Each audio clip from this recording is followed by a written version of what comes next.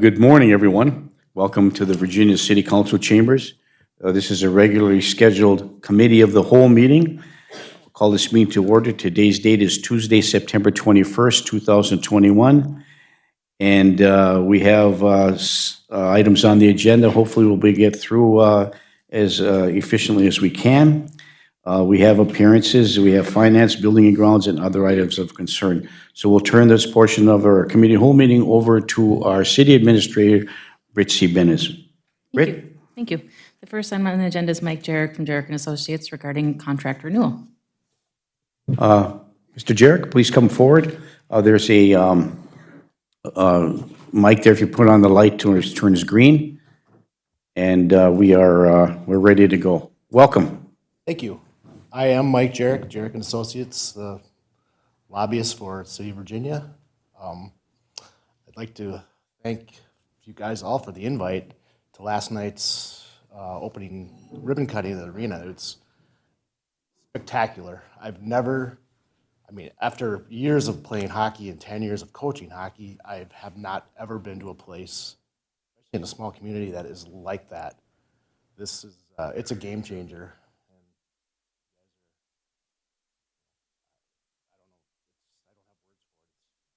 Spectacular. It's 10 times better than I thought. So I really enjoyed last night, and the food was incredible. I'm here today because our contract's up for renewal. I know you don't have any bonding projects but there are a lot of other city issues that we've worked on, that we continue to work on with the DNR, DOT, and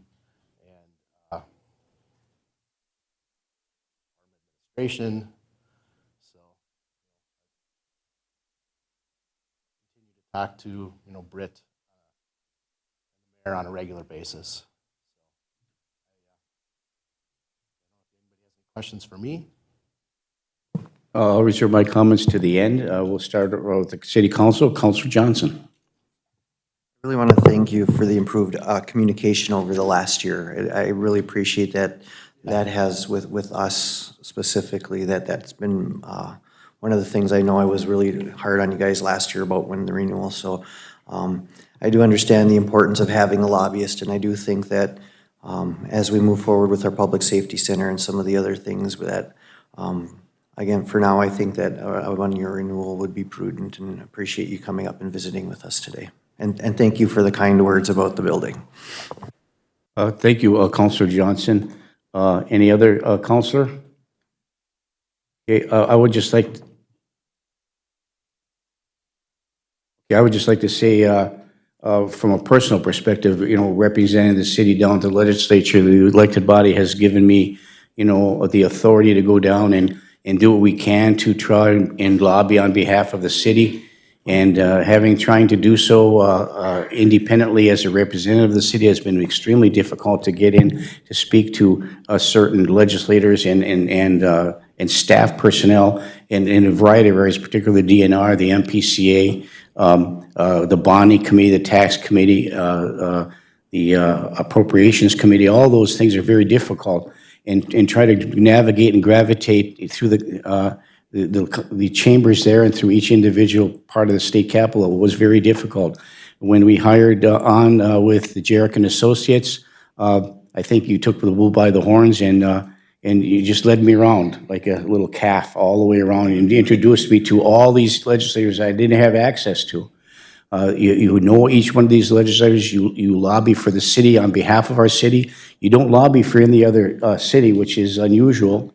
You have other clients that you lobby for, obviously, big business and other corporate representatives, but the city of Virginia is exclusive to you.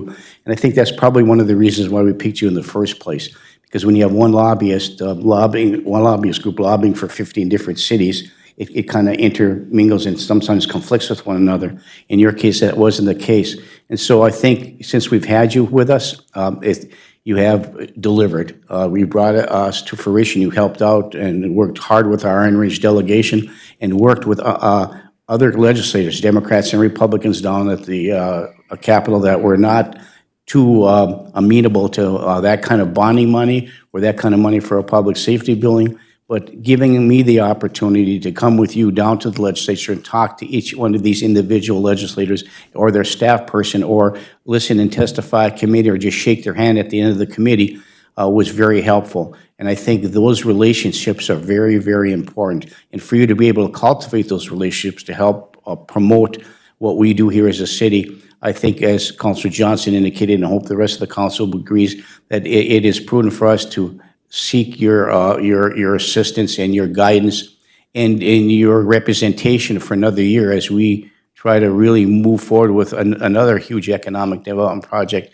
and that is the new public safety building. And there may be more issues to come. Working on the helipad has been helpful to us. You kind of bridge the gap with the DNR. I mean, there's a lot of things we could talk about. I appreciate you coming up, Mr. Jarek, and I think that thanks to Councilor Johnson's comments, I think that's something we need to do and to move forward. So those are all the comments that I have. It's been a really good working relationship that we've had with you, and looking at what other lobbyists charge at the legislative level, we're getting a pretty big bang for our buck in that regard. So thank you for that, Mike, Mr. Jarek, and for your team as well. So is there any other comments of any councilor may have at this point in time? So we're looking for some council action regarding the renewal of the contract for Jarek and Associates. I'll make that motion to renew the contract with Jarek and Associates for the following year. Thank you. Moved by Councilor Freely. Is there support? I'll support, Mayor. Support by Councilor Bearable. Is there any further discussion? Hearing and seeing none, all those in favor signify by saying aye. Aye. Aye. Opposed? Motion carries. Thank you. Thank you, Mr. Jarek. One more year. Leave it the way it is. Thank you. Next item on the agenda is the request to approve the resolution for the school resource officer for ISD 2909 Rockridge Public Schools. And thank you. I think Councilor Paulson, Councilor Freely, and myself attended the school board meeting a week ago Monday, a week ago from yesterday, and in there the school board did approve their portion of the expenditure for the SRO. I would make the motion again to approve the resolution for the school resource officer for the upcoming school year. Thank you. Okay, moved by Councilor Freely. Is there support? I'll support. Support by Councilor Paulson. Is there any further discussion? Councilor Johnson. Mayor, has there been any discussion what happens when the school moves to Midway and we're now having a significantly larger number of students that are in need of services at the school level that we know of? That's a very good question, Councilor Johnson, and we did, it was addressed at the school board meeting. Did you want to elaborate on that, Councilor Paulson? Councilor Johnson, it was addressed, but not necessarily voted on. But I think they are kind of aware that they will have a much different situation once the schools all converge. But I don't think it would be premature to actually start the discussion with the school district now so that we can understand even our staffing level, what that might mean if Officer Swenson moves into that as a full-time. That might change the dynamics of what's going on at the mall location. So I don't think it would be premature to actually start preparing and having those discussions. But I do think that they were aware that the situation will change. But for now, it was just voted upon to do it the exact way that it was done last year. And I think in addition to that, if I may, Councilor Paulson and Councilor Freely, the discussion even went further to talk about, well, we do think we probably need more than one person there. And I think Lieutenant Swenson made that fairly clear that, this is a huge undertaking because he couldn't teach the DARE program last year because of, all the other responsibilities that he had. So because it is, even though it's a combined school district, there was discussion on one side of the aisle that Eveleth might want to approach the police department in Eveleth and look at establishing a relationship with the Eveleth Police Department to be part of an SRO program, so they play a dual role over there, so that one can be there or the other. And so I think they're looking at that, and as Councilor Paulson indicated, Councilor Johnson, that they're still in the discussion stages. Is that, seem, okay, so thank you. Well, and the reason I bring that up is because Lieutenant Swenson does such a good job at coordinating more than just SRO, that I would like us to make sure that if the SRO partnership is going to complete, maybe we also have to put in another officer as an SRO, so Lieutenant Swenson can do everything else that he's doing, understanding that during the summer there is no school, but the need in the community is huge, whether there's school or not. So I just want to make sure that the city of Virginia also is looking forward to see maybe the SRO department isn't one person anymore with us either, that it's going to expand because of the other schools. So I appreciate that it's been brought up, and I do agree that we need to keep that in the forefront of supporting the community outreach department. Yeah, thank you, Councilor Johnson. So it has been moved and supported to approve the school resource officer contract for Independent School District number 2909, Rockridge Public Schools. Is there any further discussion? Just one comment. Yes, Councilor Freely. I think it's imperative for us to reinstitute the DARE program. I think it's at the upper elementary level, and I know there's priorities that have to be set with Officer Swanson, but there's an absolute need and an imperative for that kind of programming to be provided to the students at that school. And I don't know how we can adjust the schedule for Officer Swanson or provide what kind of assistance we can do, but I think it's very, very important for that piece of the SRO programming to be put in place and enacted for this school year, if at all possible. And I don't know what kind of resources we'd have to provide for that, but I think we need to have a discussion with people at the school level to talk about how we can re-engage that as soon as possible. And thank you. And of course, at the school board meeting, there was a question by one of the school board members about that very, did we teach a DARE program? And Lieutenant Swenson says, I didn't teach it last year, which was surprising to me. And I can say from personal experience, I taught that program for 11 years. And I taught a health class, I taught a choices class in the county schools. I did a lot of things that prior to being established as a school resource officer, I was considered the DARE office.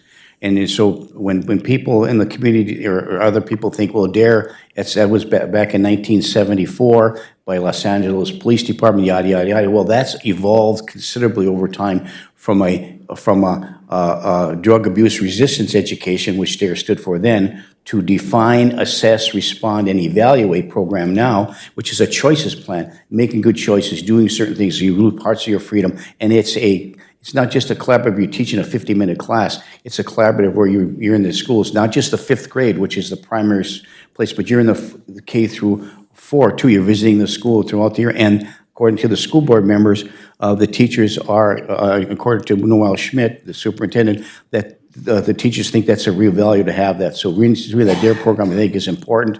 And I would go so far as to maybe encourage the chief of police and meet with Lieutenant Swenson and find a way to schedule that DARE program around the certain duties and responsibilities as we move to address the other issues regarding his duties. So thank you for that, Councilor Freely. Okay, it's been moved and supported. Is there any further discussion? Hearing and seeing none, all those in favor signify by saying aye. Aye. Aye. Aye, opposed? Motion carries. Thank you. The next item on the agenda is the proposed updated fee schedule for the Community Development, Permitting, and Planning Department. This is strictly, at this moment, just informational as we're still working through the schedule. We're going to come back to you with what we think, if we went with this schedule, what the proposed revenue would be. And there's one that we're still working on is the mechanical for commercial. We haven't settled on a dollar amount quite yet, but we just wanted to get it out there. The biggest fee change that residents would see, instead of a $15 building permit, they'd now be $22.50. That would be $22.50 rather than $15. I think these fee schedules as proposed are reasonable as you move forward for the final proposal to the City Council, Britt, and staff. I know getting a permit in another community can be extremely expensive. And so I think our permit pending fees that we're looking at are reasonable and prudent as we move forward. So thank you for that. Any other questions, comments regarding permitting? First, Councilor Johnson, and over to Councilor Paulson. Councilor Johnson. I just have some generic questions. I've honestly never looked at the schedule. Where it talks about residential permits and then the re-roofing, the garage door, the siding replacement. how does that fit into the bigger picture? Like if I need to get my garage door replaced and I'm going to re-roof, is that two separate charges, or can you just clarify how that It's works? just 1 fee. Okay, okay. That helps.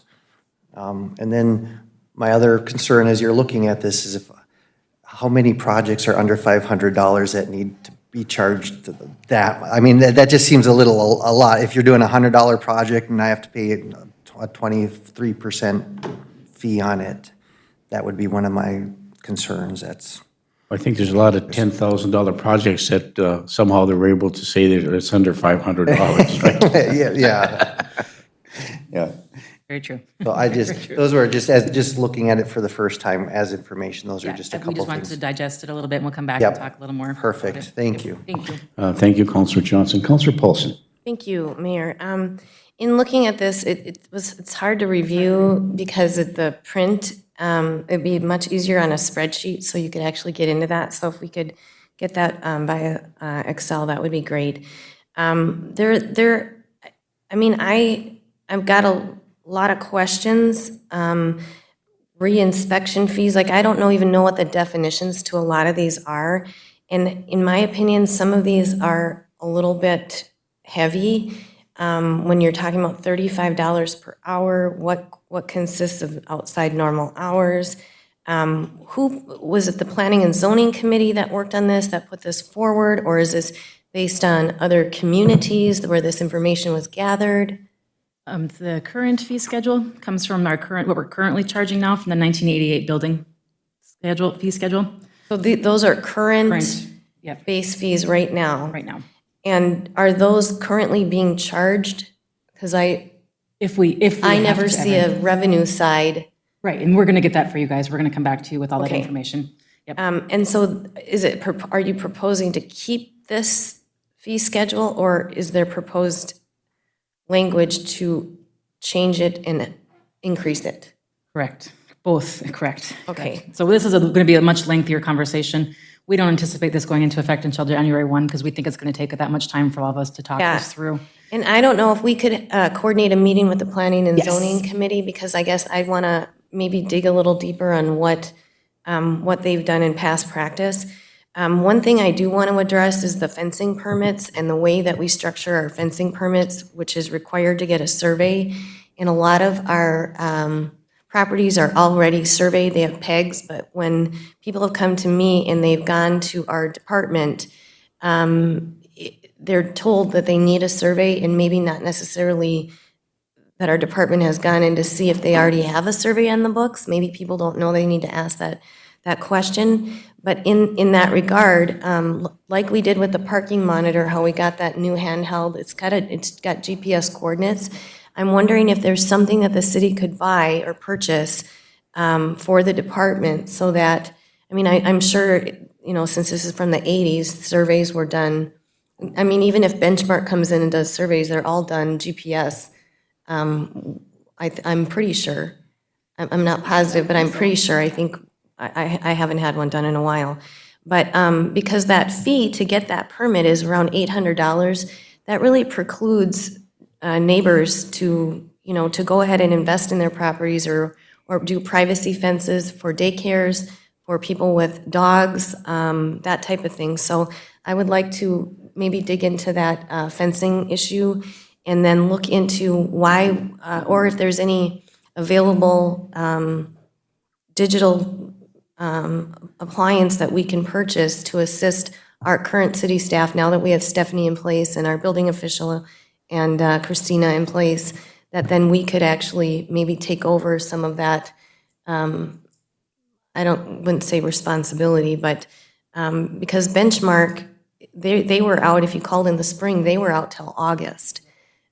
So people weren't able, and I know COVID had a lot to do with that, but just to streamline our city's processes.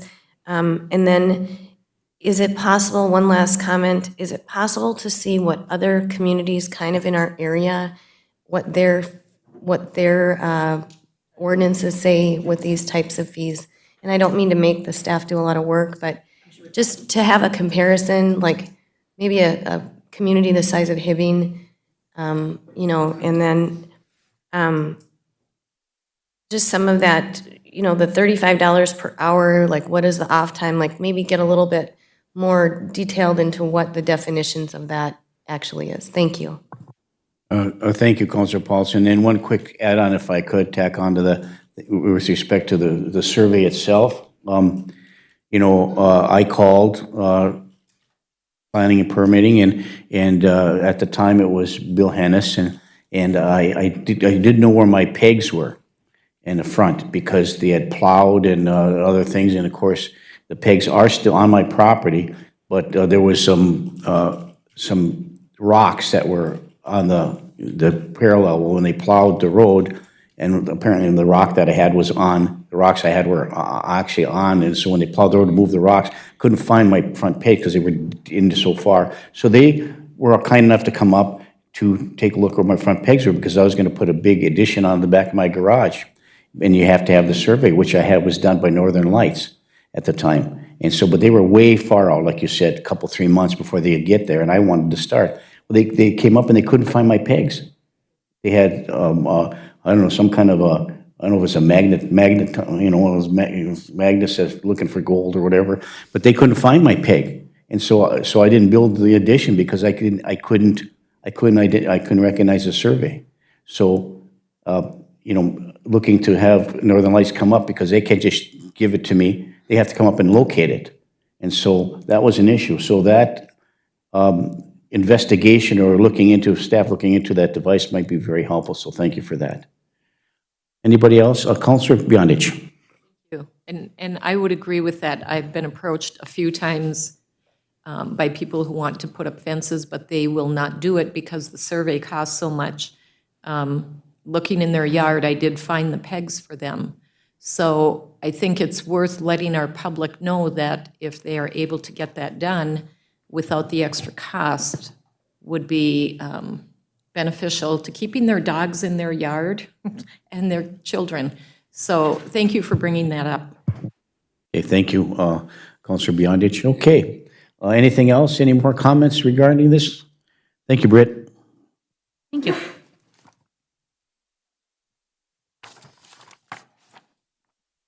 Next item on the agenda is a request from the Virginia Drop-In Daycare for purchase of the parcel it's on 8th Street South, parcel 090-0180-00433. This is a parcel that is between Grooming by Jane's and Canaries. It is 90% wetlands, so it's completely unbuildable unless you want to spend, I think Matt Reed had estimated it was going to be upwards of $1 million to delineate the wetlands on there. Yeah, didn't we do some investigation on that already? We did. We had, I think it was a daycare at one time that was looking to go there at one time, so we had done a preliminary investigation on that to see if there's any buildable space on there, and there's just not a buildable spot on that lot whatsoever. Thank you, Britt. Yep. Councilor Johnson. I think it's a great idea, but I'd want to make sure, I don't know if we've had any direct conversation with them, but that's a large piece of property, and unfortunately, childcare facilities are not exempt when it comes to paying taxes. So, and I'd also want to know if they're planning, what I envision is something like they've done north of town with putting in some dirt trails and having places that if they're going to do that, that the plan is approved by whomever because of the wetlands and that kind of stuff. So those are the two questions I would ask from my former life to make sure that they're not going to get this nice piece of property and all of a sudden they have to pay exorbitant because it's undeveloped and it's not homesteaded and that it's going to be cost prohibitive for them in the future. So I guess for lack of anything better, I'd be comfortable moving forward with city staff asking those questions of them and having them find those answers out before we convey property to them and they want to give it back in a year because they can't afford to keep it. Yeah, thank you. And as we look at childcare and as we know how important it is to have this, there's a lack of opportunities for childcare in the community. It'd be nice for us to be able to do that. Maybe there are other, I don't know if this particular, the drop-in daycare is looking at potential funds from the IRRB and the state of Minnesota through that special childcare fund that they're looking at, for helping develop, purchase, or whatever, site preparation, whatever the case may be. But as you indicated, Councilor Johnson, that the investigative, and Britt, the investigative portion of it, as we did early on, was going to be cost prohibitive for them to do that. So maybe, if you look up on the board here, you say total value is $93,600. That doesn't include the cleanup costs either. So you're looking at a significant investment that they would have to find some other funding source for in order for them to operate the facility, with a revenue stream moving forward to provide the care that's necessary that we need in this community. So those questions, I think, we need to be asked and answered as well. So thank you, Councilor Johnson. Councilor Paulson. Thank you, Mayor. And thank you, Councilor Johnson, for bringing that up on the Land Explorer. I have a couple questions. Number one, could that be reparceled in terms of smaller portions of that larger parcel itself? How many acres does it say is there, Steve? Councilor Johnson? 4.3. 4.3, okay. Can't see that far. I can't see that close either. 4.07. Yeah, which they would probably need all that. Okay, so I guess I'd be okay and comfortable with, staff moving forward to kind of look into this a little bit. And I think it would be also important that the daycare would understand what their tax obligations would be.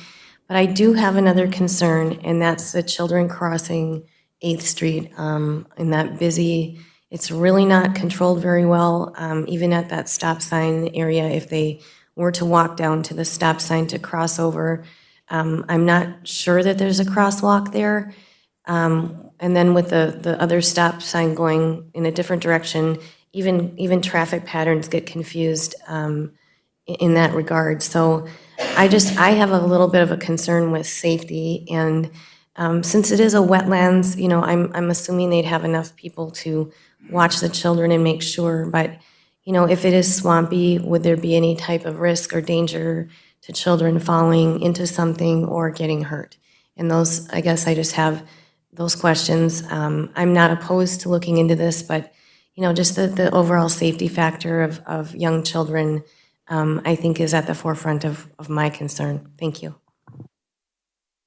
Thank you, Councilor Paulson. No, there's not a crosswalk there, number one. And number two, the daycare centers have to follow stringent state guidelines with respect to health and safety and how they provide the services, filling in the wetlands, making sure all got taken care of. So that would be an obligation they would have to have, which is another conversation for them with the IRRB or through some other entity that can help them. Maybe if they decide that they want to do this, they can come to us with a proposal, and then we can act upon that. And I think reaching out, as suggested with staff, to talk to them about what their options are and what the cost, how cost prohibitive it could be, and how the additional sources. So if they came up with a plan that's going to remediate the wetlands and come up with a financial plan that shows that they'll be able to pay for the remediation, and at the same time we look at conveying the land at that time, then maybe we could act upon the sale at that point. Does that make sense? Okay, thank you. Anybody else? Yes, Councilor Freely. She did indicate in her letter that she was willing to pay the taxes and provide revenue to the city, but I don't know that she's aware of the actual size of that property, for one thing. I do agree that there's a safety factor with regard to small children crossing that street, but I don't see any problem with the city providing permission for full access and utilization of that space for them to do the things that she mentioned in the letter for the educational aspects it would provide to the kids. So that would be something I would suggest also, is having that conversation, that if you want to utilize and have access to that property, that the city would not be opposed to that, given whatever legal aspects we'd have to entertain with regard to keeping our liabilities within check, so to speak. So that's where I would stand on that. Thank you. And if we were to look at conveying the property over to them upon their request, it would be contingent upon them, following all the rules and regulations, getting that property into place, getting their finances in place in order to accommodate and build that facility. I don't think it's a question for us. I mean, from my perspective, I don't think it's a question for us conveying that property or to build a child care facility in Virginia. But how do you accomplish that? How does that look as? So by conveying the property early, I think we should wait and then take a look at what we have planned and have staff communicate and see if they come up with some plan, beyond what's in their letter. Counselor Paulson. Just one caveat to please. Counselor Yep. Freely, if that's okay. You know, I think it would be, there'd be a lot of liability there if we went that route, but would there be a possibility that we've done in the past with other entities in terms of renting, like an actual rental agreement, so that they hold the liability on that rental portion, and then they wouldn't be liable for the tax portion if it's over and above? I didn't get from the letter that they were looking to develop that for daycare. What I got is that they wanted to utilize the wetlands for educational purposes. So maybe the city could engage in type of a lease type of a thing, if that's, to preclude the liability portion of it. If they're looking to develop, that's going to be well over $1 million, which SEH already came back with. But I think, the educational aspect is wonderful. I do have concerns of the safety with crossing the street, but if the city could mitigate their liability and maybe lessen the tax burden, maybe that might be a way around it to go into a lease situation annually or whatever that might look like. So just a suggestion.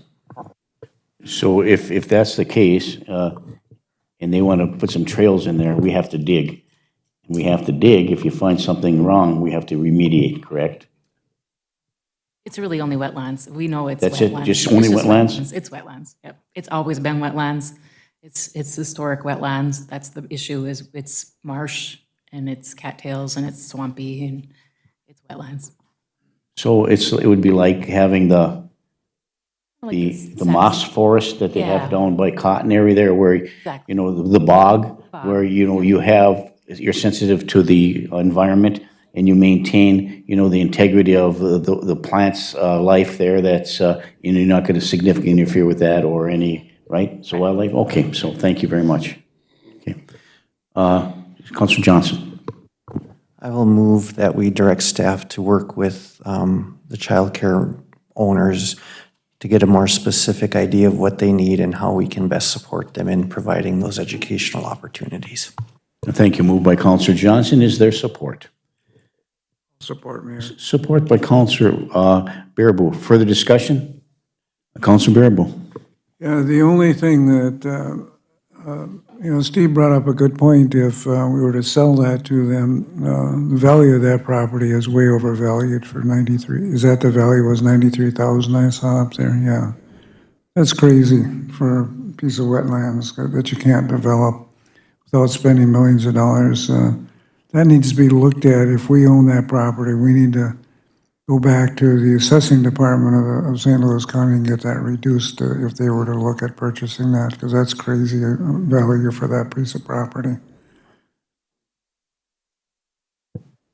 Thank you. Let's, John Sullivan. John, you have any questions, comments, or concerns about that?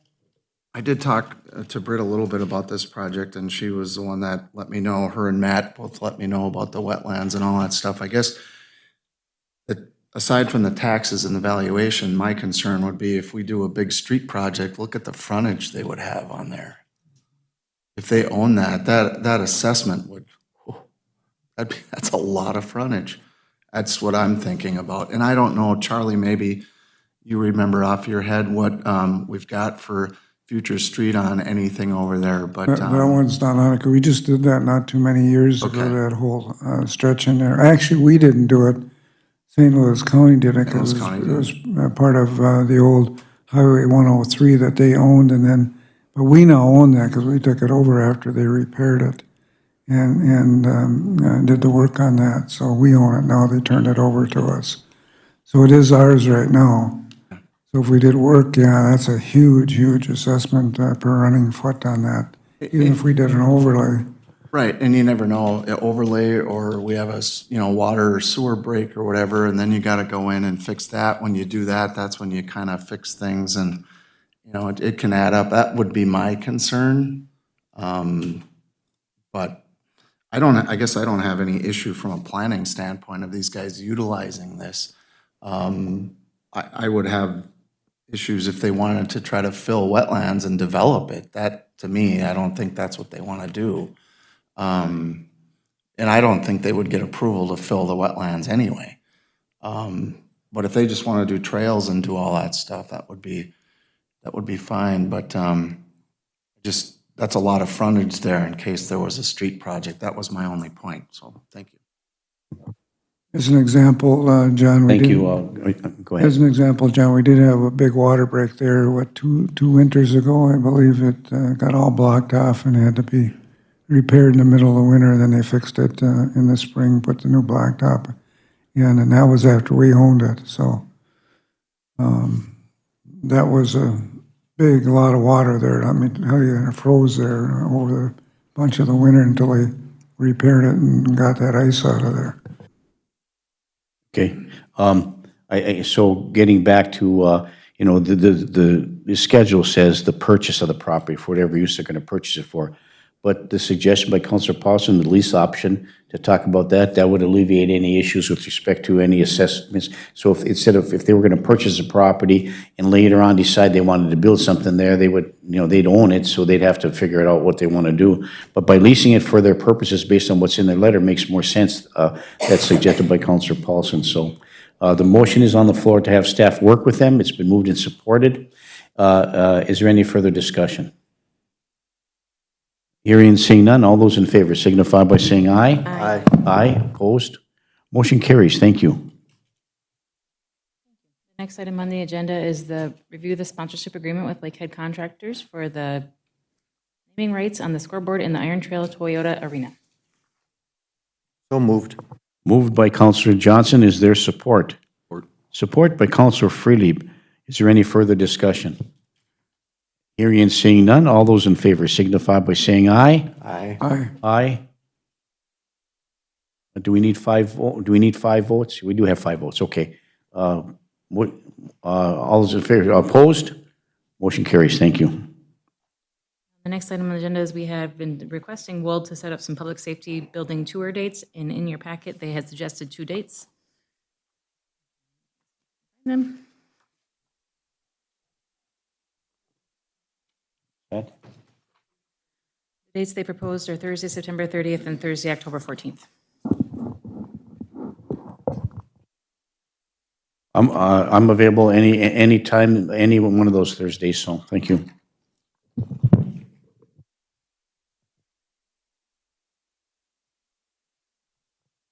Councilor Johnson. Both of those days work for me as well.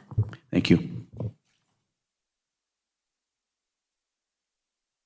And as we're looking at the dates in this time schedule, I did have a conversation with the mayor of Minnetonka who a couple of months ago, and I asked him about his facility. It's all done and complete. It's ready for a tour. He's looking forward to seeing us come down there and take a look at his new facility, which is also a Wold architect project.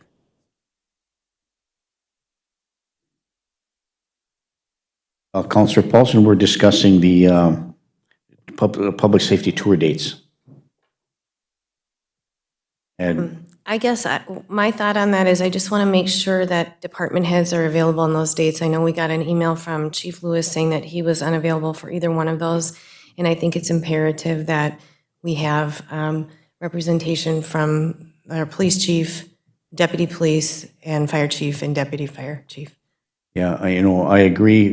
But if he's not available at those dates, I think, with all due respect, maybe he could send another representative other than just, he's got that assistant fire chief. They could send a fire captain or something like that. But, they have to have representation present for those dates to travel. Yes, I concur. Are there any other dates that could we orchestrated any other dates that would facilitate availability and schedules? Or were these the only 2 solid dates that we could come up Well, with? these were the 2 dates that were suggested. And where did that suggestion come from? Britt? From Wold Architects. However, we could suggest back that this. date Well, works and best for Wold the works council. for the city. Correct. So Oh, could sure, we suggest can back change out. the dates. We're just discussing if anybody's available those dates. And so far, Councilor Johnson, I, and Councilor Freely are available. Councilor Bearbo, are you available? I'm not available for one because I have a medical treatment on one of those dates. So But if you think that it's imperative that we have the fire chief there, we could talk to Old Architects and look at some alternative dates moving forward. Counselor Beyondich, how about you? I would agree. I think we should start on our end and see who's available to make that decision of the date, and then contact Wold and work from there. Okay, so we should find out when the fire chief's available, when all our, I would say, and I would ask if any council members could let me know if there is no dates in October that, or any dates in October that you are not available. You can let me know that. I'll accommodate any date in October. Counselor Paulson. Thank you. I will also accommodate any date in October unless Virginia goes to state tennis, then I would have to acquiesce. Of course. So if we look at some dates in October sometime, where everybody's available, make sure the fire chief, the assistant fire chief, the police chief, and the assistant police chief, our staff, and whoever councils can make it, any time in October would be available. Is there anybody who has a conflict in October? Any specific dates you would have a conflict with? Councilor Beyondich. I would not be available October 5th through October 12th, and then on October 21st, I would not be able to attend. So the 5th through the 12th and the 21st. Very good, thank you. So we'll look at dates in October so that we, to accommodate, except from the 5th through the 12th, except on the 21st. Any of those dates in between, you could be accommodated, Councilor Beyondich? Okay, thank you. So can we take a look at what the availability of is our staff? Chief, fire chief, police assistant chief, and then come up with those dates to us, and so we can formulate our schedule as well. Anybody else? Does that make sense? Okay, let's do that. Thank you, Britt. The next item on the agenda is the proposed rental code ordinance, and this has gone to planning and zoning, so I am going to ask John Sullivan to give a brief update. This, again, is discussion. We do not expect a motion today. Thank you, and just to, I don't know if you still have in your file, when we had the original discussion about the rental code ordinance quite a while ago, and we made some presentations with the rental landlords that were there. I know we're not there yet to invite them here, but I had sent that committee some suggestions on some of the things we needed to look at, and do you still have that information in the file, Britt? Okay, thank you. I've read through this a couple of times. I know this is just a proposal moving forward. Are you looking for any action today from this council with respect to this? I'd like John Sullivan to give an update what planning and zoning had said at the meeting last. I'm sorry? I'd like John Sullivan to give an update from planning and zoning. Okay, well, thank you, Britt. John, from planning and zoning, update on the rental code ordinance. Thank you. We presented this to the Planning and Zoning Commission on the 13th of September, and they reviewed it and had some comments. Overall, they actually made a motion and a recommendation to the city council to approve the rental ordinance, but they did have some concerns.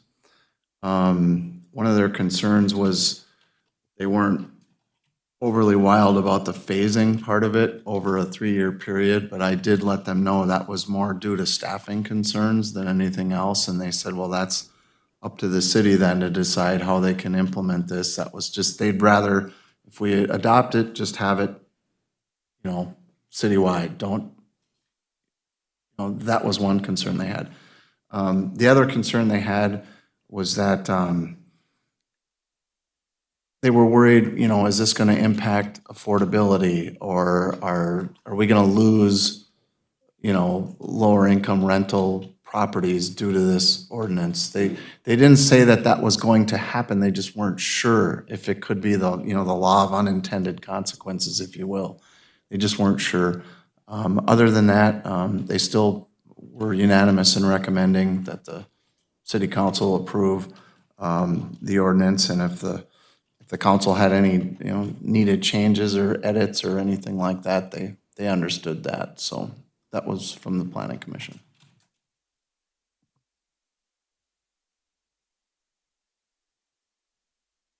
Thank you.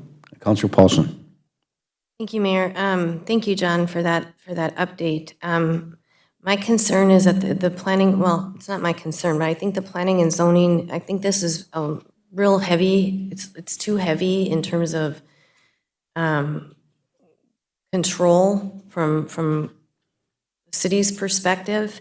And I do think that we need to, Britt, can this be provided in a Word document? And then possibly we could go in and maybe any counselors that want to have, I mean, I suppose we could just take a highlighter pen, but, you know, if we want to include different language, that would be helpful to me. But there were a few things, for number one, parking spaces. And it's a 3-bedroom, so they require 3 parking spaces. What if it's a family and they have, you know, it's 2 adults and some children? I guess I'm not really sure how or why that was configured that way. I don't necessarily, I would think that would be based on units and not number of bedrooms. The fee schedule is also based on the number of bedrooms, and my concern is that those costs would be passed on to the tenants. So I think we need to kind of look at what we're requiring here. And then in terms of the building official and the notification, they can give written notification, I think it said within 24 or 48 hours in here. But then when they go back to re-inspect, there didn't seem to be a notification period that they could just go in and inspect. And then when it comes to like the fire department, I don't know if it was like, I'd have to go back and highlight again, but when I read this over the weekend and then again, well, it was Sunday, I guess I had some questions in terms of authority, and a landlord is required to give their tenant a certain number of hours before they enter the premise, but it doesn't seem to, this language doesn't seem to reflect that the city needs to follow that same guidance. And I'm not sure what the laws are statutorily or within our own current charter. So, John, I don't know if you have that information, but I think that's very valuable. And again, just some of those licensing and those fees, my concern is that they're going to be, you know, put on to the actual tenant. And then the other thing I had a question on is how can we legally require a landlord to do a background check? That was concerning to me. So those are, I mean, that was just my take off of reading this 1 or 2 different times. It's kind of lengthy, but I do think it's a little heavy, and I would really welcome further input and further discussion. And if we need to have a period of public input, which I think we do before we create an ordinance, I think that would be valuable. And just in closing, when we passed the fire ordinance, you know, we passed that, it was a lot of language, a lot of pages, and then realizing you can't put a fire pit 25 feet from a structure, which nobody really in the city of Virginia can really do that. So I think we really need to dig into this and really look at what we're asking and requiring. That would be my comments. Thank you. Thank you, Counselor Paulson. Counselor Freely? And I echo some of those same comments that Counselor Paulson has talked about, but like, you know, what it actually initiates, like this even contemplation for an ordinance of this kind is like, you know, when you develop an ordinance based on the potential of the minority, in my impression, of landlords in town that are not compliant with expectations for tenants, then I don't know that that's a good way to go about it. Case in point, for example, like my understanding of, you know, the enforcement of the property maintenance and prevention code is based primarily on complaints. When people complain, then somebody might get a citation and have to clean something up. And I don't know that that's the best way to go about it. And so from my perspective, if I was like a landlord, for example, and having to review what we just reviewed, the first thing I would want to know is like, I would want to see a bullet pointed page that indicates specifically what the things are that the city's looking for me to have accomplished even before the inspector even gets there. So then the inspector wouldn't have to check off a dozen violations. There may only be one or two because he's already attended to those. So that's, and I think I did mention that to John. That's one of the things that I thought, like, if you're going to put this out there, those landlords need to know what's expected of them first so that they can gear up to do that and then avoid the potential for having multiple violations, for which then it would become cost prohibitive, and then that ends up with the possibility of shutting down that facility for people that are living there. So that's the first thing I would think in terms of, is like, what is it that the city needs for them to do, have that bullet pointed and listed, and then go from there in terms of like what we can do kind of for you as opposed to what we're doing to you kind of thing. And, you know, the truth is, I've talked to some people that are landlords in town, and you know, and we saw some that came and talked to us one night. I can't remember how long ago that was, but you know, there are some very well-intended people that provide housing and even look at that as kind of a ministry that they provide, to provide housing for people in our community. And they try to do a good job to provide something that's safe and reasonable for them to live in. So I think, you know, you have to look at it from that perspective. We shouldn't be developing an ordinance and creating something that's based on the worst of what's occurring in town, but more so on the best of what's occurring in town, if that makes any sense. So, thank you. And thank you. And before I go to Councilor Johnson, we had these meetings and with these landlords, and those same questions were asked. We discussed it at length, the passing on the any additional funding, any additional cost to the raising the rents, and those are all discussed. And there also was discussed about, well, we're responsible landlords, and why do we have to pay for this, and why do we do this, why do that? Well, if you're responsible landlords, the parts of the ordinance doesn't kick in. It's if you're an irresponsible landlord is where you get into the issues where you're going to have to, you know, not only from the rental perspective, but for me, most importantly is we need an ordinance that's going to protect the tenant from being able to be exposed to this unlivable conditions, and they're paying rent for that. And nothing's being done. The city does absolutely nothing that they can do unless there's a complaint about some structural issue. But when they don't have any place else to go, and they're getting subsidized rental fees in some respects, but they live in this thing, and they live in an environment where they shouldn't have to live in. And I think that's the important part, the piece that we have to find in our ordinance that's going to protect the tenant from the irresponsible landlord. Councilor Johnson. Thank you, Mayor, and I would agree with you. My sister and brother-in-law had to live in an apartment that was unsafe because we couldn't go in and inspect it. Outlets hanging out of the wall. The work my brother-in-law did to make the apartment livable at what was being charged, he should have gotten at least 3 months free rent.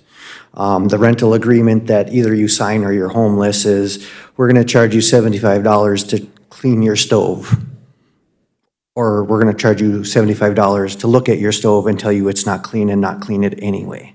I helped them clean their apartment when they left, and they didn't get their whole their deposit back. That's the kind of stuff that I think we're trying to get to in this rental code.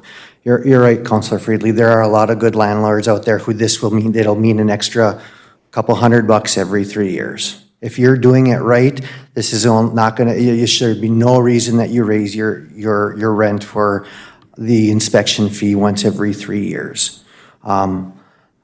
And I'm kind of passionate about this because I lived in one of the good landlords' houses and the ceiling caved in my bed. In one of the good landlords' houses because the upstairs apartment had poor plumbing, and no matter how many times we complained, me and the upstairs neighbors, they'd snake it or they'd take care of it. And that was one of the ones that sat here and said, I'm a good landlord. So this really is about just meeting a minimum safety requirement for people.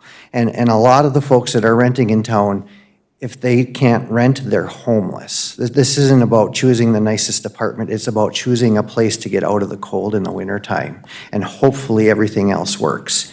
And these folks won't complain because they've been scared. They've been told they're going to get evicted if they complain, or they're afraid that they're going to, the maintenance people that come in who should be background checked aren't real kind.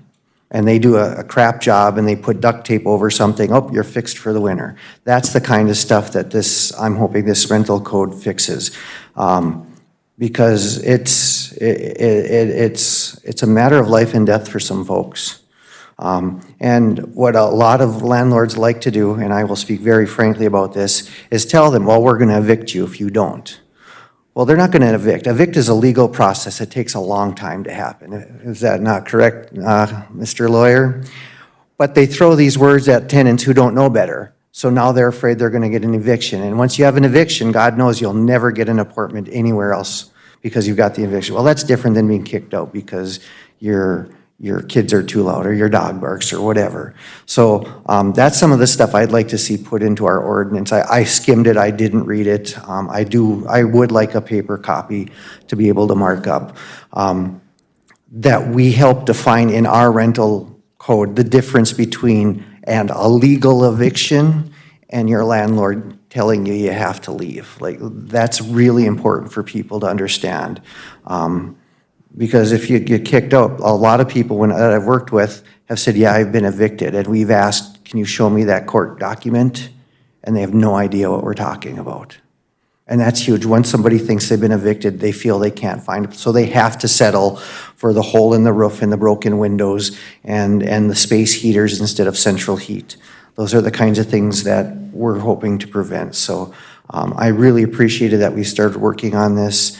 And I will continue to be the advocate of those people that it's either I rent a questionable apartment or I'm homeless and couch hopping for the winter. That's where I'm going to come from this as we move forward to help keep our citizens safe. So I appreciate that, and I'm glad we're having this conversation now. Thank you. Okay, thank you. And just to touch base before we go to Councilor Freely, the landlords have authority. They have the ability, if there's a lease, if you violate the lease, they can kick you out. It's not an eviction so much. If you violate the lease, you sign an agreement and you don't meet the constantly, you have drugs in the house or you have domestics or whatever is in the lease. The landlord has options, the tenant doesn't have options. So when a tenant complains to the landlord about faulty wiring, landlord doesn't fix it, or there's a dangerous situation. Those tenants have the ability to report it to us, and then we can go there as code officials and we can inspect that if we need to. That is an option that they have, although it's an option they're not aware of. And so we need the ability to make sure that everybody who has a place to stay in Virginia, Minnesota has a safe place to live, whether they own the house or whether they rent the house. We have the Property Preservation and Maintenance Code, which applies to, the structure itself, mostly the exterior structure, those kinds of, make sure that you get a permit if you're expanding your property, putting a roof on, whatever. That's the Property Maintenance Code to maintain the minimum amount in order to maintain the integrity of the structure. But you don't know what's going on inside there. And so you have to have the ability to do that, particularly from a rental perspective. We're not going to the homeowner's house and inspecting, but they're not renting, they own that place. So if you're renting to a tenant and so we want to make sure that the landlords are complying, and I would say, for the lack of a better analogy, 99% of the landlords are good landlords and there's 1% are bad. And this ordinance that we're looking at is going to apply to that 1%. As you indicated, Gary, you can't, Councilor Freedom, you can't just, it's a blanket thing. And so we're just concentrating, punishing all the landlords, for the lack of a better term, punishing, as opposed to, concentrating on the landlords that are not good landlords. So the absentee landlords, the ones that don't fix things. But there has to be a mechanism in place for us to hold them accountable. So how we do that within the ordinance, I think, is important. Councilor Freedie. I think it's very important that we seek buy-in from the landlords. I don't know if there's a landlord association in town or not, but could there be a public meeting where we could invite them in and get their feedback in terms of how this might impact them or impact their tenants and in negative ways or positive ways? And, that's something I would suggest to try and get them in and part of this conversation so that we'd get feedback from the other side and kind of then develop that ordinance so that it would be helpful to both parties. I don't know if that's reasonable, but that's something I would potentially suggest. And then, just one comment too, keep in mind, it wasn't that long back when public utilities put out letters to the people in this community saying that we're shutting the steam off on October 31st, whether you've got it in there, your house or not. So there's been strong language that's provided to this community that's been troublesome in the past. Not that we want to be doing that with this ordinance as well, but it's been done in the past, which I found troublesome, so. In any event, that's just something I would suggest. We want buy-in from the people that have properties and are renting them, and I'm not sure how you do that without getting their input. So, thank you. Well, I think you make a very good point there, Counselor Freely, because the old, or we went through a rental code ordinance painstakingly for over a year, maybe even longer than that, and where we had the Building and Grounds Committee come up with this, and we did bring, after we finally vetted it out as much as we could, we did invite the landlords in for a meeting to take a look at what we're doing and get some buy-in from them as you anticipated. And there was a lot of comments and questions about that. So I think it's prudent for us to do it at the same thing. But I think what we're looking at is this an ordinance that that's ready to be presented in a public meeting to the landlords? So that would be a question I would have as well. Councilor Beyondich. I think some of the language that Councilor Paulson referred to, I think if we keep tweaking this, I think we will get it there. I don't think I'm ready to vote on anything or propose anything today, but to look at some of the language and go over this again. Thank you.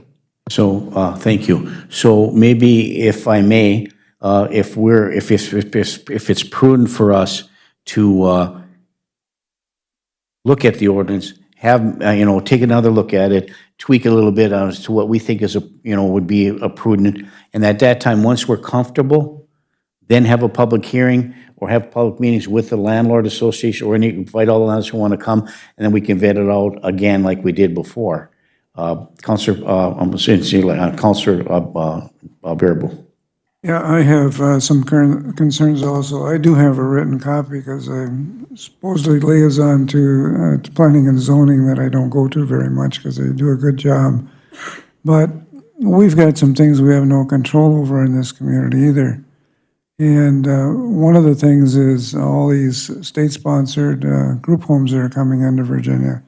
I've got 3 of them within a block of us now where we live, which devalues our property in our area in Lansing. And I'm concerned about that as they keep putting them in and moving them. Homeowner can sell them to anybody they want. But they're usually residents of 4, and you can't do anything. I just talked to Bill Cole this morning about that because they fall under state statute. And you can't do anything. They're usually good tenants, and they usually are working with handicapped or other individuals, but we've had some incidents in my neighborhood where they would walk into a neighbor's house just across the street and things like that. And they're not harmful, but they just do that. I've got one right across the alley from me now that just got sold to a state home. But we do have 3 within a block radius, square radius of us, and a couple of single now rentals. Now the single rentals I notice are falling under, I believe, the same inspection rules, correct, John, when they rent that? The minimum maintenance code will, so they'll have to be licensed to the single rentals. Now, how does that apply to family that rents to their own family member? Will that fall? I don't know whether that will fall into this. It'd have to be inspected. Probably not, because it'll still be homesteaded and everything and stuff in that case. I don't know whether you can. I know some cities do this to keep a lot of these big multiple rental things out. They zone them out. They're going to be in a certain portion of a city. And I don't know how legal that is, but I'd like that to take a look at too. I don't want to see anybody without a place to live.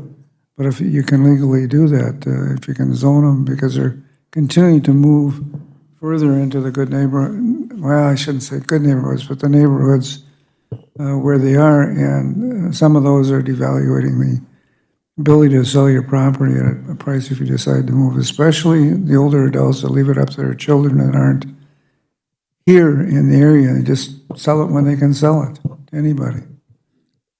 Or single dwelling rentals from the landlords and stuff. So it's, we've got, I don't remember, we had the percentage of rentals in this community. It was really high, 40% is what I recall.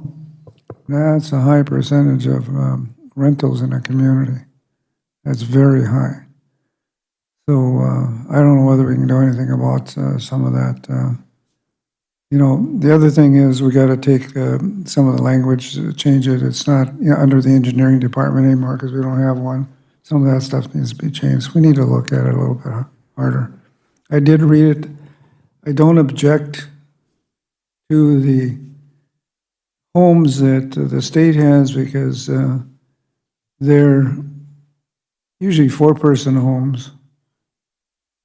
I do object that they don't have areas where they're parking on lawns and every place else, and I'm a little bit concerned that in the wintertime they don't park where they can do snow plowing. That is an issue. I don't know how you address that one, but there's one of them that they park on the lawn. We've got 3 or 4 caretakers that are there all the time that take care of the residents. It's not just one person, it's more than one. And they're parking, they don't have enough room in the driveway to park, so they park on the lawn. So we need to look at some of that stuff too. And they do address parking in here. It's supposed to be hard surface, which I think is right. Now whether these multiple dwelling homes can afford that, I don't know, but we need to address those issues. So we require our own lots to be hard surfaced, or we try to in most cases, you know. And I don't care if it would be gravel, you know, either personally, but blacktop is better.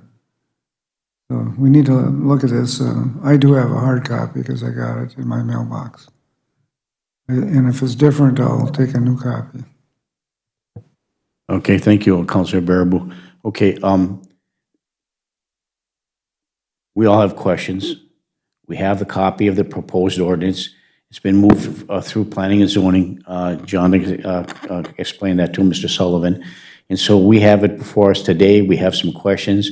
May I suggest that we take a look at that, make some questions and comments, red line, whatever we need to do, and then submit our comments and questions back to our city staff for them to take a look at it, not only from a staff perspective, from a legal perspective. And once we get that taken care of and we vet that out and fine tune it to where we're comfortable, then we can have the meeting with the landlords and move forward with it from there. Councilor Johnson. Councilor Baraboo, I'm not going to try to be personal about this, but I would rather have 10 group homes in my neighborhood than the rentals that I do have in my neighborhood. Group homes are licensed by the county. They're inspected annually. Their safety requirements are that of a business. They are held to the same standards when it comes to carbon monoxide detectors, smoke detectors, fire extinguishers, electrical wiring, everything. I don't understand, nor do I quite agree with that property values are being devalued because there's group homes in your neighborhood. When it comes to, I ran group homes, I know the county licensor for Northern St. Louis County. If whatever's happening in your neighborhood that's causing devaluation is not group homes that receive state or county funding. I agree with the parking issue. That is something that needs to be addressed. We have the group home on the corner of my block. I regularly remind that they can't park blocking the sidewalk. And unfortunately, it's the same vehicle every day, so I'm working with the PD on that. But putting a group home in a neighborhood for me, is a great thing. You're right, there is somebody there all the time. There is someone awake 24 hours a day. They are the best neighborhood watch there can be when it comes to the staffing. So I just really needed to point that out, and maybe we do need to figure out a way to better facilitate the parking of businesses in our residential areas, because that's what it is. A group home is a business that is licensed by the state, and helping them to be better supportive of the community. So I just needed to clarify that. I agree, this is probably a time where we do read over, mark up, make notes, and come back or give those notes to the staff, and they combine them. So I appreciate that. And again, Counselor Bearable, it wasn't personal, but having been been a significant part of my life for the last 40 years, I just wanted to clarify that when it comes to especially St. Louis County and our businesses that are in our residential neighborhoods, I think they're doing the best they can with the tools they have. Okay, thank you. Now- May I respond back to that? Yes, Counselor Bearable. I did not say that I objected to them being in the neighborhood. I just said there is some people have been trying to sell their houses, and because of those facilities, they're having trouble selling them. They don't know the background of these homes. But if they're considered a business, they're being located in residential areas that aren't zoned residential. That's the other thing. We have to change our zoning ordinance to allow them into residential areas, because if that's how they are zoned as a business, they don't belong in a residential area. That's what I'm saying. That's why I wanted to look at the zoning. Everything else is zoned. You got B1 zoning for businesses. You got B2 zoning areas. You got all kinds of different zoning areas that they keep businesses. But are we popping these group homes into actual residential areas without being authorized in our ordinance? It needs to be authorized in our ordinance. We're going to do it. I don't have an objection. They haven't caused any trouble at all in our neighborhood. Most of them, you only see them sitting outside. You don't see them. Once in a while, they wander around a little bit, but that's not an issue. They don't drive. We don't have a problem there. They're picked up, but the parking is an issue, and it's going to be it's an issue in 2 of those right now that are in my neighborhood. And that's what I'm concerned about, because we've had some issues with snow plowing in the winter. So, and I'm not concerned, but actually they're probably raising the value. The one that was just purchased, a private home, they actually got more than they had an offer for from a private individual wanting to buy it. So that increases the value on my home, which I don't care. But I'm just saying that they come in and they jack the price up too, which may hurt the whole neighborhood for value that they're paying on their taxes also. That can be the opposite way of devaluating. So, but I don't have a problem with them living there. But we gotta put something in here that allow them, unless there's an exemption in the state zoning laws. I don't think there is, because we follow the state building code. So we need to look at that, is all I'm saying. Take a look at it. Okay, thank you, Counselor Bearable. So I've had the opportunity to read this ordinance over and over again, and it's similar to what was proposed way back when. There's some additional information about that comes from our planning, from John Sullivan, and from the planning and zoning who's at, and I'll be able to vet that out. And staff has been working a long time on this rental code ordinance. And so I've submitted my comments for the previous one, and those billets of requests for inclusion into the ordinance still stands, and I know that staff has considered those as well. But so let's, if it's agreeable to the elected body, let's take a look at it, write our comments and questions and submit it. And Britt, who do we submit that to? You or to John, or? Okay, either you or John, and then so they can take a look at that and look at how incorporating into the ordinance that's proposed, or answering the questions, or getting the research information done so that we can fine tune this to a point where we can bring the landlords in for discussion. Councilor Paulson. Thank you, Mayor. Would it be prudent to put this under unfinished business, under the committee of Yes. the whole agenda, bi-week or bi-monthly? Mm-hmm. And if we don't have discussion, then we just don't have discussion, but it goes under unfinished business, so we can continue to address and to tweak it or add input, would that be prudent? Absolutely. Thank you. Then I'll make that motion. Okay, well, moved by Counselor Paulson, supported by Counselor Johnson, to place this matter of the proposed rental code ordinance under unfinished business. Is there any further discussion? Counselor Freely. Just one point, like, one of the initial key voices in this conversation and discussion was Chris Clark before he left, and I'm just hoping that we have the new fire marshal that's engaged in that conversation and helping us develop that list I said of the expectations the city would have. That would be very helpful to have him involved, if he isn't. Yeah, and I think he is, and that's just one portion of the rental code ordinance with respect to the fire code, with respect to the Knox boxes for the businesses, with respect to the fire code ordinance for landlords itself. So yes, I think he'll be intricately involved in that as well. Jacob Keel, I think, is our new fire marshal. So that being said, we'll submit this information as much as we can, and then have staff come back with respect to that. So thank you for all your hard work on this, John and Britt. It is rather comprehensive. It is, in some respects, to some people in the community, and is controversial.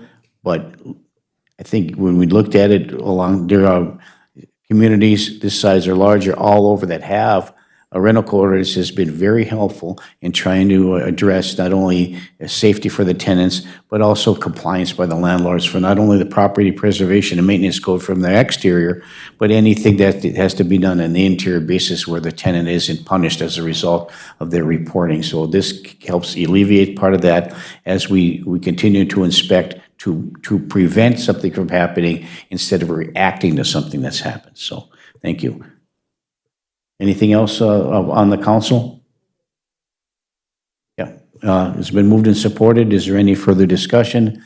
I got off on a tangent. Thank you for the reminder, putting me back on track. All those in favor signify by saying aye. Aye. Aye, opposed? Motion carries. Thank you. Councilor Paulson. Thank you, Mayor. I don't mean to prolong this meeting, but. Are there other items of concern? Again, under unfinished business, we had stated that the Essentia would be continued under unfinished business, the Essentia discussion, and then also the fitness equipment, because I do know that that is a timely issue, and I don't know if there's updates on either, but I would like that to go under unfinished business until we finish the business. Thank you. Yeah, and do we have any news at all? Brian? Brian has some news for us on that. I do, and I can give updates on both topics. First, with regard to Essentia, there was some signatures that were required, but I did get the information from Essentia that I need to file the request with the state for them to release those encumbrances. We're in the process of accomplishing that. I expect that will be done shortly. And then with regard to the equipment lease, I have a draft lease that is finalized. I've reached out to the contact person from Macro Lease so that I can make sure that I get a last couple pieces of information so we can have that agreement polished to return to the council at the next meeting. Councilor I Paulson? apologize. Just one further point of clarification that I think Councilor Bionich and I both requested. We did have a $75,000 specific budget in the Iron Trail Motors Event Center budget. The request is, I think it was $122,000 to buy it outright, all the necessary equipment. If we leased it, it was $150,000. I want to know what the difference is with that interest. That seems kind of crazy.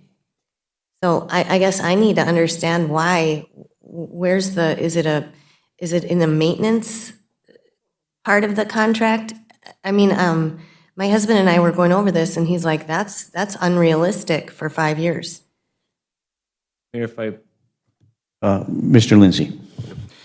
Counselor, so I'll give you kind of a general answer, but I will reach out and get a more specific answer. The general answer is a lot of times, and in most instances, those lease options result in actually a higher price because the selling company remains responsible for the maintenance and upkeep of the equipment, and they take certain risks. If a piece of equipment fails, they're going to have to replace it.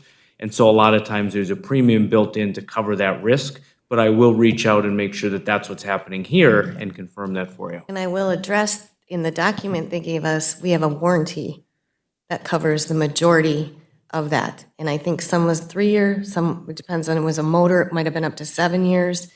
And we're requesting to do a 5-year, is this a 5-year lease? And I think that is usurious. I don't think it's reasonable, especially when the pieces of equipment are specifically under warranty.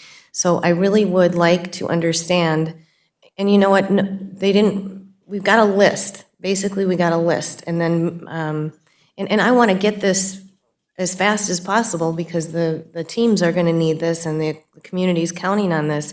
But I think it's totally irresponsible when we set out a budget, they just came and gave us a list, says, here's the price. We don't even know what, I mean, do you really know what the definition is on that list? Does anyone really know what the piece of cardio equipment is? Or do you really know if it's a free weight or a kettlebell? Do you have to replace it in 5 years? You probably don't. A lot of cardio might, you know, cardio may, but free weights, benches, those do not need to be replaced. Again, I don't think we've done our due diligence, and I don't think the questions that I've asked have been answered. And it's getting to the point where I don't want to kick the can down the road, and I mean, I don't want to be the one to say, wait, stop the process. But again, these questions should have been answered by Precor, by the Y, and they weren't answered, and the discrepancy in that lease is outrageous. Even when we lease a vehicle, it's not that much money. And we still have a lot of useful life left after that vehicle lease. So I won't even, I'm not going to vote for it until I get those answers, and then I get the justification of when we set a budget of $75,000, who said that they could go over that budget to $122,000? So, I mean, those are questions that I think, you know, these are taxpayer dollars, and we're supposed to be prudent with those taxpayer dollars. And Vaha had stated that they had some money to throw. I mean, we're just being asked to approve something without having all the pieces of information financially. So I fully expect that this remain under unfinished business and that we receive all of that information. And if they are stationary type issues like free weights, benches, things like that, we should just be purchasing those outright. They probably have at least a 10 to 15 year life, I would expect. Some of the fitness clubs I worked out at, they've been there for at least 20 years, so, and they're fine. So I guess I need a little bit more information to sink my teeth into, and I don't mean to go off on this, but I just, to have a budget of $75,000 to come out of this in a 5-year lease and pay absolutely double of $150,000, that just does not sit right with me. Thank you. Thank you. And then I'll just have one quick question for the two of you, the three of you sit on the design team. Did at any point in time during this design team, did you talk about the equipment that's going to be in there? Not What one kind of time. equipment goes in there? Not one time. Okay, thank you. Counselor Biondic, and then over to Counselor Johnson. Counselor Biondic. Thank you. And I had a great time last night at the grand opening, but one question just kept coming up to me, and I don't know that we've clarified it. Is the walking path available to the residents free of charge, or is there a charge? That was the one big question that I was asked. And thank you. And we have discussed that early on. We haven't made a decision with respect to that. I think there was a recommendation that be free. But I, as an elected official, will go on record as saying that there's no way that they should have to pay to walk around that track. That's my opinion. So thank you. Please continue. Thank you. Then I would make a motion that the walking path be exempt from charges for, I don't know if it should be for the Virginia residents, for everybody to use that walking path. That was, out of the whole group that I took on tours, that was their main question. So I thought I'd bring it up today, but I would make a motion that the walking path at the Iron Trail Motors Event Center be free of charge. Thank you. Thank you. It's been moved by Counselor Biondic. Is there support? Support by Counselor Johnson. I'm sorry. Yes, to all. So it's been moved by Counselor Biondic and supported by Counselor Johnson. Further discussion. First, Counselor Johnson, and then over to Counselor Barbu. Counselor Johnson. Thank you. And I think we need to make sure that we come up with a policy that says when there's major events or hockey games or anything else like that, then it would be closed. But during the general day, and then figuring out that they have to come up through the fitness entrance, and they would probably need to check in at the Y desk anyway, just so we have a count of who's in the building and that kind of stuff. But I think that was one of the things when we started this process. We really wanted to make sure there was a place for folks to exercise, especially in the wintertime, because everywhere else is, the mall is only open certain hours. And so I think this is one of those things that we do as a city to give back to the region. You can come and walk when you want to. I would like to remind everybody, it's still an active construction site, so the walking track is not open quite yet. We did get it put together yesterday, but I guarantee you, if you opened any of the closets yesterday and moved that curtain in the ballroom, we shoved everything in every corner and just to make it look good last night, but it is still an active construction site. If you did notice, some outlets didn't have covers and there were some lights that weren't in yet. So please don't come walk yet. We'll let you know when the walking track is open. Thank you. Right, and it's not open. I talked with Gary Francisco yesterday, the general manager. He gave me another specific tour about the things that haven't been done. So one of those was the walking track. The reason that the surface isn't on there, they're making sure that the temperature control within the arena is appropriate. There's too much humidity in there. They're trying to, once they get because there are some parts for some of the heating elements that have not come in yet. So once they balance and get the right temperature, then they'll lay out that surface. And once that's complete, they'll let us know, and then we can make that notification moving forward. Thank you, Britt, for that. Councilor Bearable. Yeah. You have to remember, it's not just a walking track, it's a running track also. That's what was designed. So we have to take a look at alternate times, alternate days for that, because you don't want runners in there when there's walking, especially if there's old people in there. Because if they bump into each other, they could hurt them. So you're going to have to look at a scheduling system between walking and running, or times during a day for that, because you don't want, the older people are going to be using that lots, especially in the wintertime. And you do not want a runner running into them. Because the person walking, the runner, because they're going to be going one direction, will come up from behind them. They're not going to be going two directions. So we have to make sure we have safety involved with that. That's a concern I have. So we need to take a look at scheduling or doing something for the alternate or somehow alternating. Because you don't want both in the same, because that's not a real wide entity up there to pass. So, and older people can't hear good. They don't know somebody's coming up behind, some can't. So we have to take a look at that, because it was designated for both when we put that together. Remember right. Thank you, councilors. Yeah, thank you. I think the intent was to have it to be a walking track, but we could figure all those.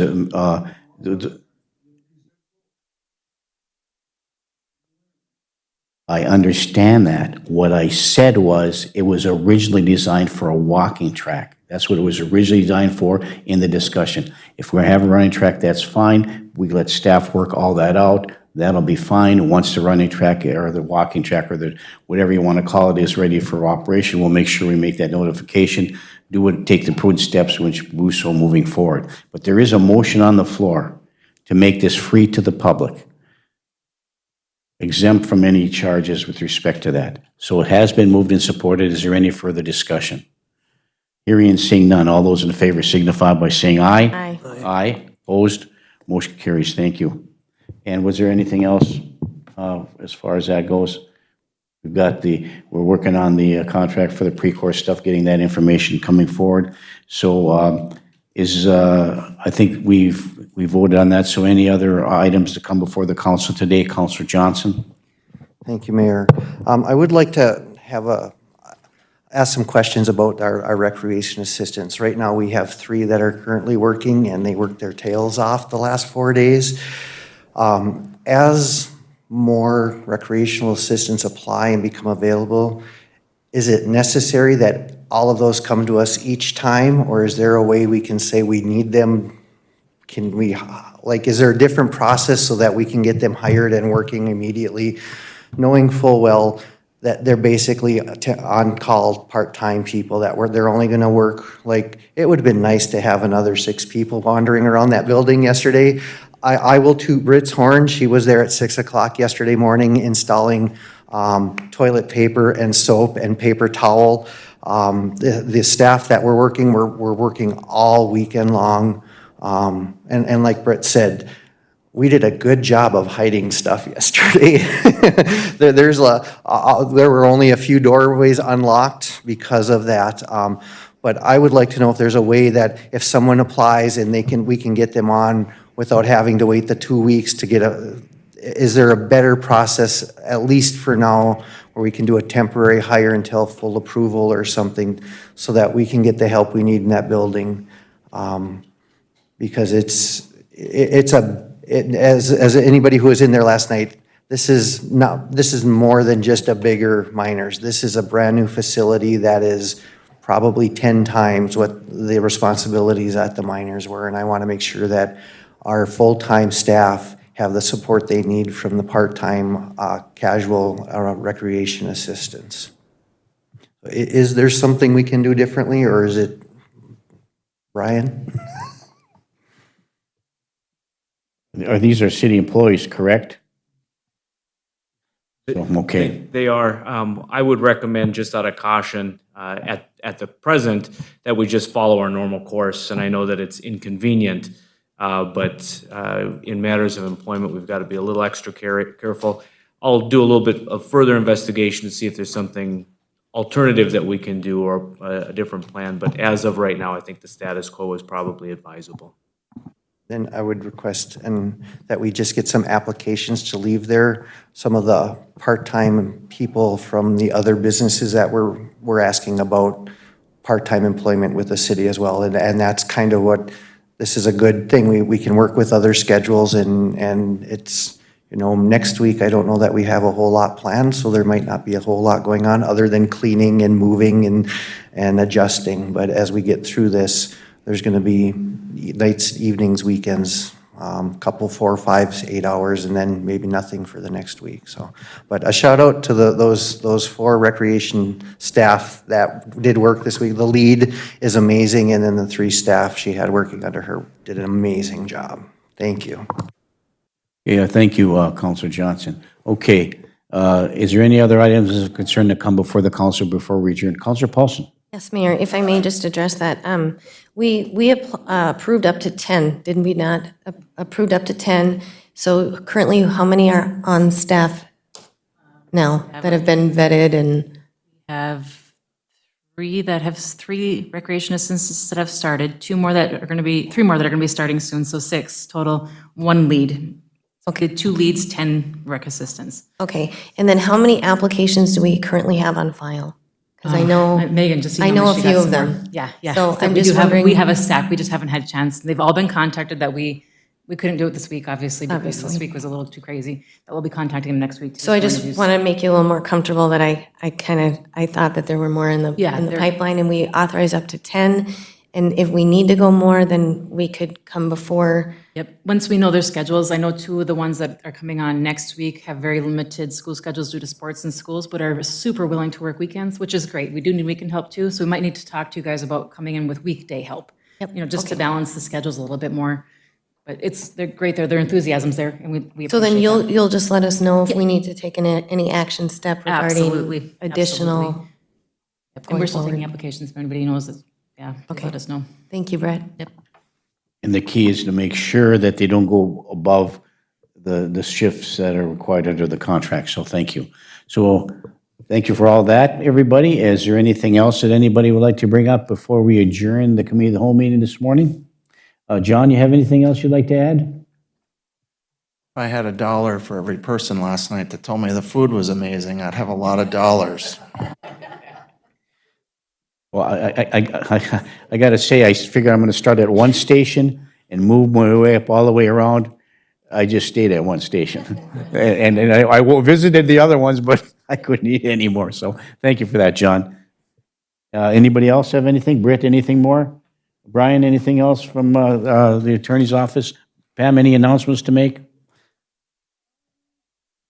I guess if anyone would like to attend the league seminar on November 10th, just let me know and I will get you reserved. You're in Virginia, Minnesota at the new And it's Iron in Range Virginia. Event Center, all right? Okay, thank you. Okay, nothing else to come before the committee today. We will stand adjourned. Thank you, everybody. Have a great day.